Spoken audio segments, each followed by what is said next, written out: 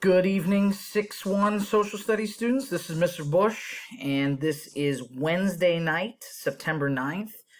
The purpose of this screencast, again, like I told some people today, was number one, if you missed our live Google Meet today on Wednesday, September 9th, or if you have some clarifying questions that you might need answered or repeated from today's lesson, I told students to check out this screencast.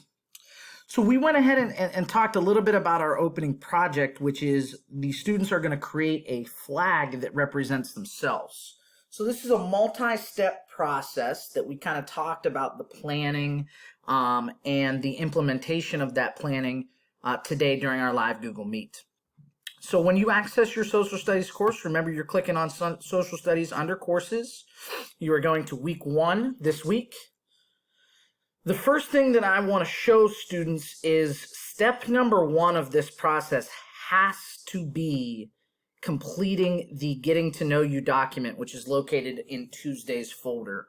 I was asking students to complete that by Tuesday. For some it did, for some it didn't. If you have not completed it yet, it is not the end of the world, but this is definitely step number 1 in this multi-step process for this project, because this is also going to be our brainstorming sheet. This piece of paper, the Getting to Know You document, here's a blank version of this. Students will fill this out, and as soon as they are done, they will submit it through Schoology. That is actually going to be the student's first grade for the first quarter. It is worth 10 points, and it should be a very easy 10 points.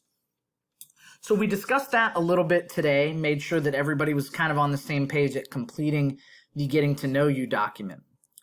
Then today was our live day, and we discussed a little bit first about what was inside of the folder, which included the agenda and the directions and the rubric to the project and some examples of student flags from the past, which we'll get to in a little bit.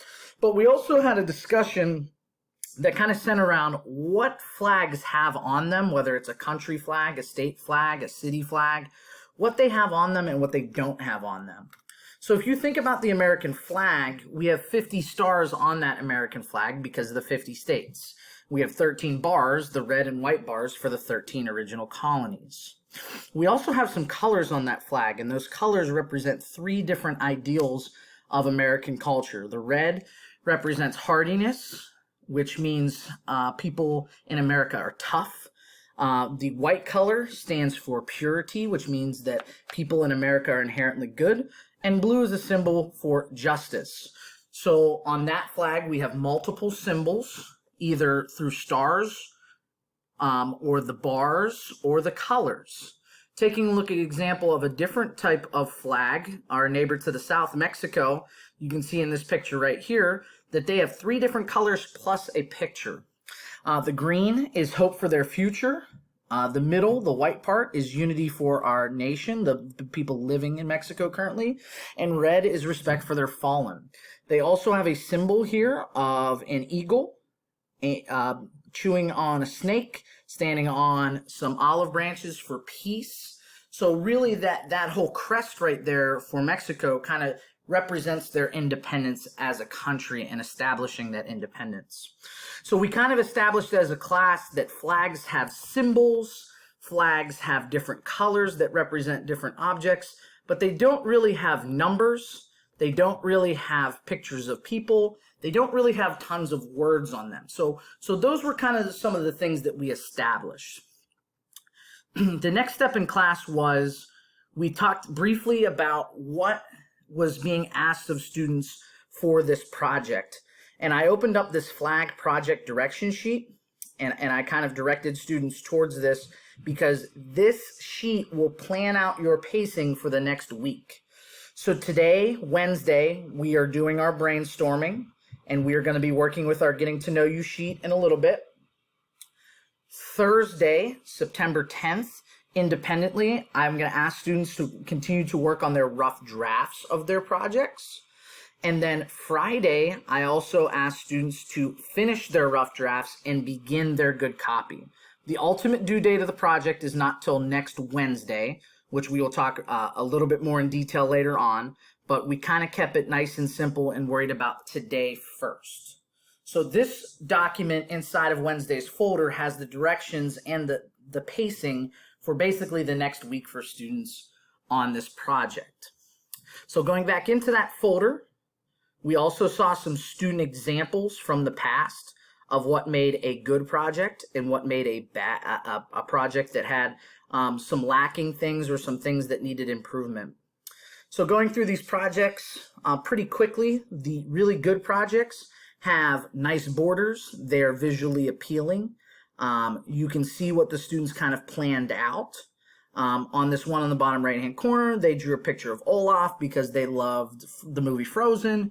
Their parents were born in Mexico, so they felt that that was important on their project to include. You can see some other good projects. Once again, I'm going to reiterate to the students that I am not grading based on your artistic ability. I am grading based on your ability to represent yourself in some symbols. So students will draw out those symbols, use colors or symbols to represent some of the things that are most important to them. A couple other good projects, good borders, pictures stand out. It's pretty visually clear. It's visually appealing. And it's very clear what is important to the students. Now, a couple projects that we thought could have a little bit of improvement were these projects in the next couple slides. The reason that is with some of these, it's a little tougher to see the actual differences in the picture. There aren't any borders. Maybe in this project in the bottom right-hand corner, they could have traced over with a little bit of a darker color. So that's something to consider. Again, here, just a little bit more visually not clear, maybe a little bit too light for the viewer.